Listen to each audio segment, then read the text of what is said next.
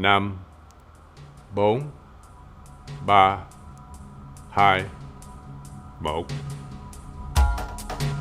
When I count, I do so in Vietnamese because I feel like it helps me stay connected to the country where I was born.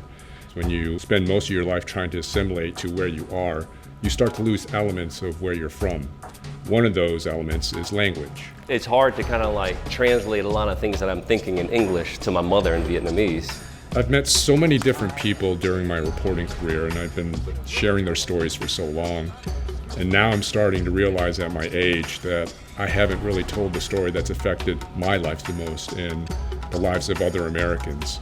And that's our ties to the Vietnam War. I think I'll carry it with me until the day I die.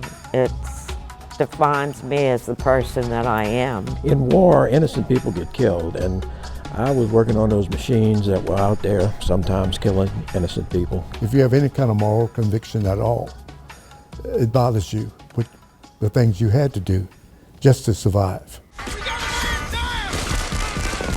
The narrative and the imagery of the Vietnam War has been controlled by our history books and, to a larger degree, Hollywood. Apocalypse Now, Robert Duvall, he's got no shirt, he's standing on a beach in Vietnam, and he says, "I love the smell of napalm in the morning." But what if the napalm is falling on people that look like you?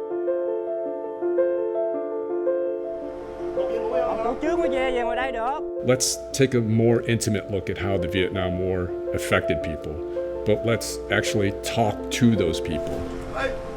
Let's hear from someone like Dũng Võ. Bộ anh thấy anh Mỹ gì không? Không.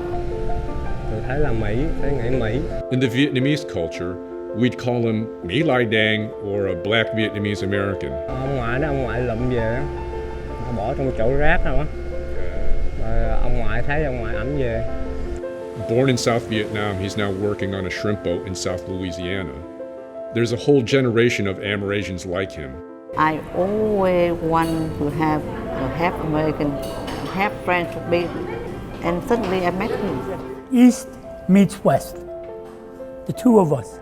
The Vietnam War separated families and lives, but it also brought others together, like Tuyat and Carl Takis. I am who I am because of that war. You know, for my father to go there meet my mother. Do you still feel that your heart is in Vietnam? I still in Vietnam.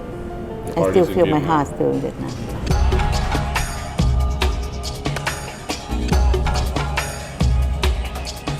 Every time we mention Vietnam or say the word Vietnam, we just think of a war and not a country. Would you be willing to go back to Vietnam? I would love the opportunity to see the country and what it became. It's going to be basically a catharsis for me. As we get closer to the 50th anniversary of the end of the Vietnam War, I remember the old Vietnam and the old me. and before all of that fades away, these stories need to be told.